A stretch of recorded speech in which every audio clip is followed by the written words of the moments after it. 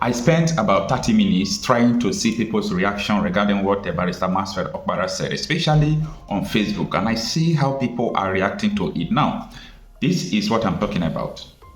We are saying that the judge has no jurisdiction whatsoever to try Nnamdi Kanu, because that particular issue of being a victim of extraordinary rendition must be determined, because and that one will be the whether they will be the one that will confer jurisdiction on the court, and the court said there is no evidence before him. Now we are going to supply evidence before him that Nnamdi Kanu was extraordinary rendition. Then, having done that, there is nothing, no case to answer. So that you should go home with that. And if they fail to do otherwise, we will now see it as a war against the Igbos. Thank you. And just like he said, just like he said, against the Igbos. You can't be negotiating with the terrorists. Yes, he is saying that after they must have supplied the court what they want, like the evidence of the kidnapped Nnamdi Kanu and other things, that if they insist in keeping Nnamdi Kanu in detention, that is to say they have declared war against the Igbo. Now, Nigeria has an Igbo problem.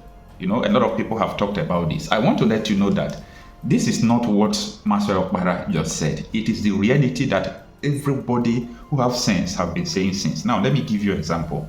If you are a human being, if the devil has not taken over your soul, if the devil have not taken over your conscience, this is not laughable, okay? Do you know that in this country, over 1 million people have been killed by the Fulani militia since 2015, according to the UN report? Now, let's keep that aside. The question here is not about the Fulani militias who are killing people, but the question here is, who imported these people? Some politicians are proud, going from one radio station to the other, going from one TV station to the other, saying that they imported these terrorists to remove Jonathan. Yes. Going from one place to the other, saying that, yes, we imported these people to remove Jonathan. The question I'm asking, and that is why, you know, people continue to maintain it, and it's true that we have two laws in Nigeria, one for Igbos, one for other people. One is just typically for Igbos.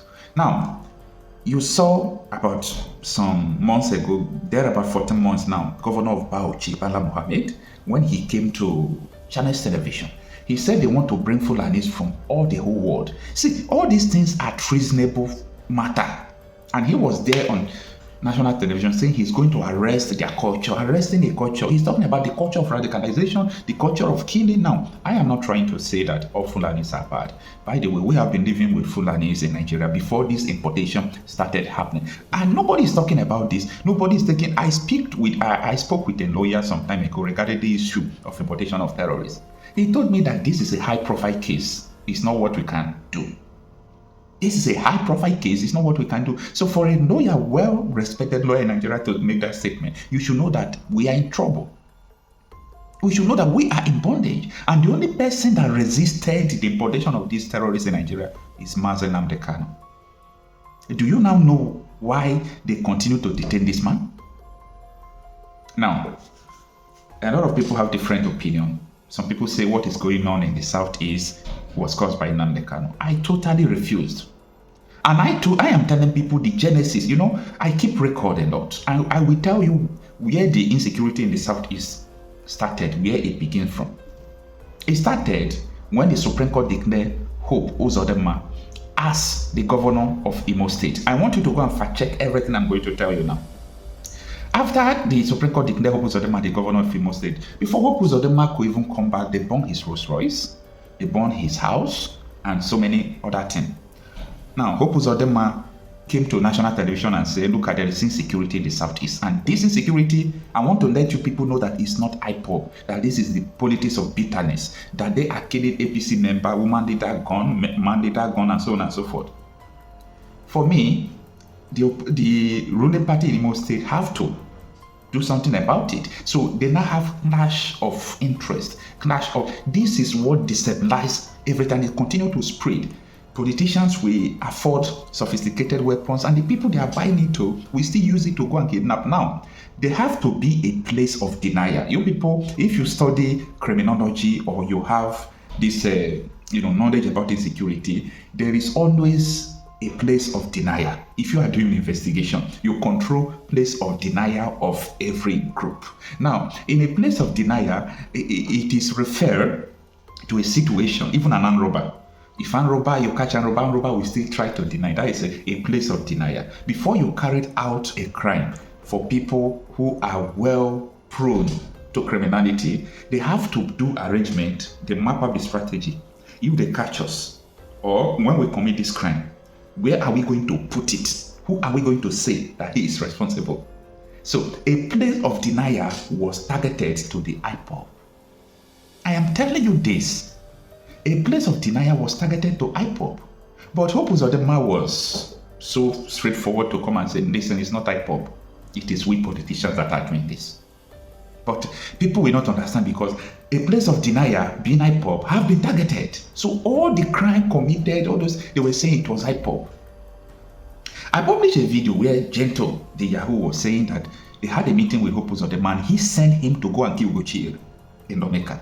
And he refused to go and kill Ugochiri. But Hope Uzodinma sent another talks to go and kill Ugochiri. Ugochiri escaped that attack by God's grace. He was assassinated. He escaped. So if Ugochiri had been killed, they would say it is ipob. Imagine Goodluck 8 who died.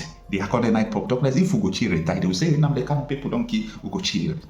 This is what is going on.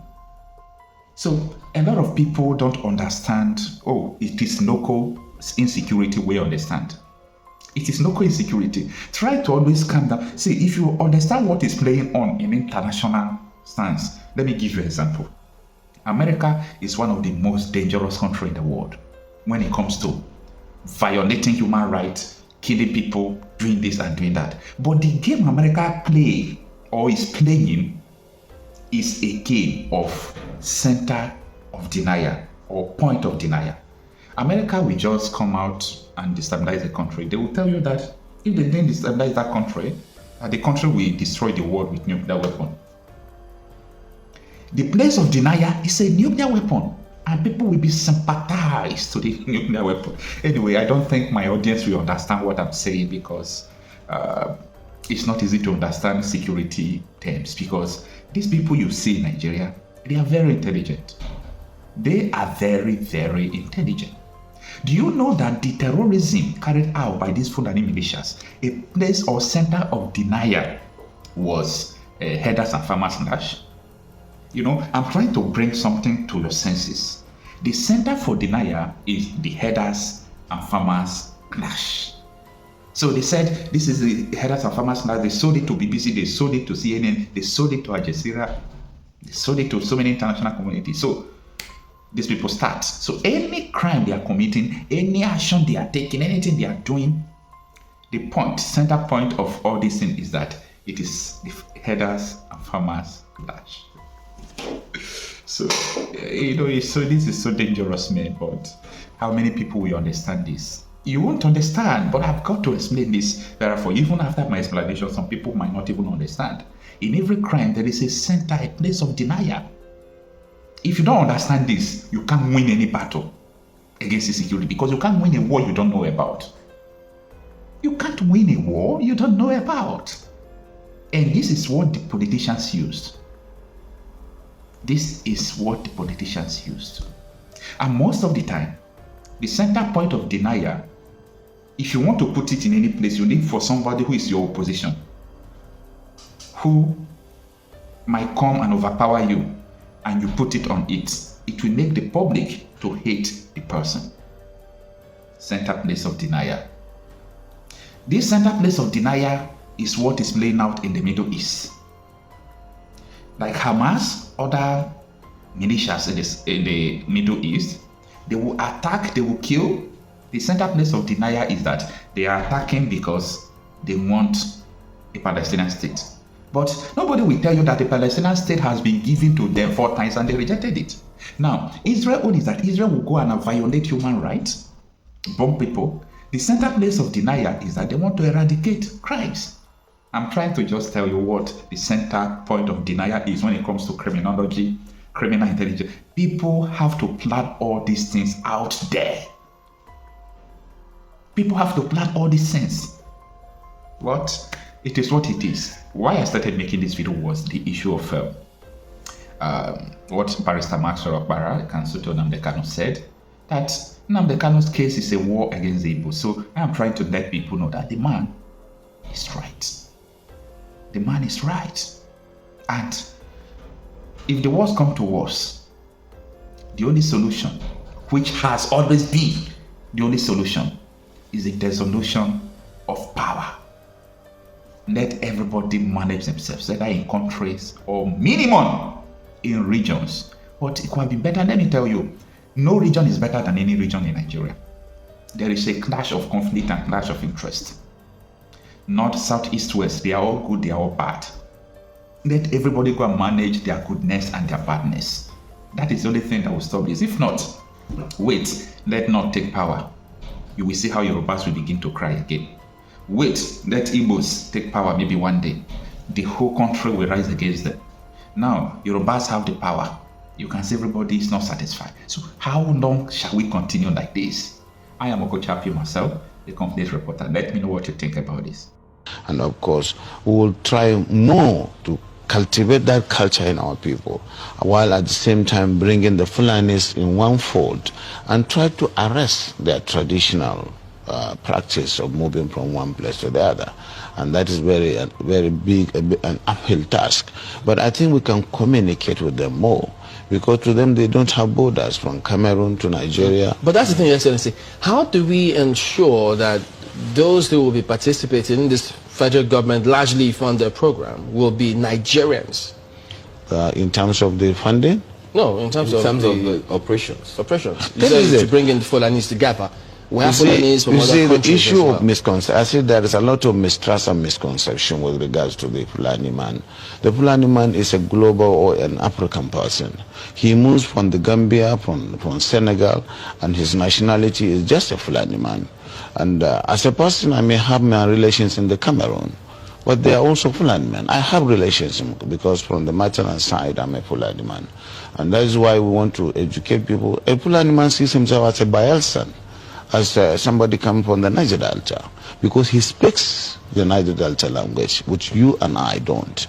And of course, we would have to just take this as part of our own heritage, something that is African, and that we cannot just close the border and say the Fulani man is just a Nigerian or this. No.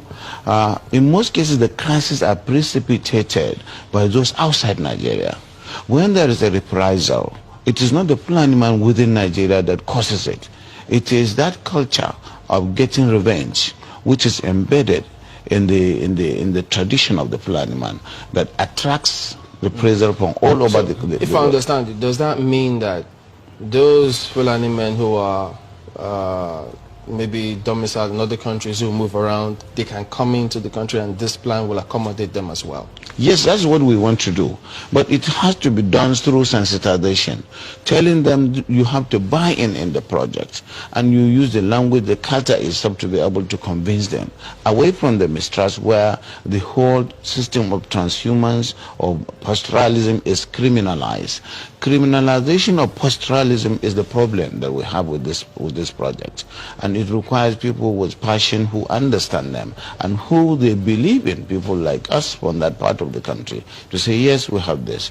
Because today there is no limit to the accusation that this and that has happened and it is the Fulani man who caused it. There is no tribe that is not that you don't have this criminality in, but certainly the way and manner we do it is really excavating the crisis and the problems. Will there be any form of documentation of all the people that will be, yes, we are within that? Oh yes, that is going to give Nigeria the opportunity to really have the best in terms of documentation in the demographics, because as I said, the Fulani man settles anywhere he can feed his cattle.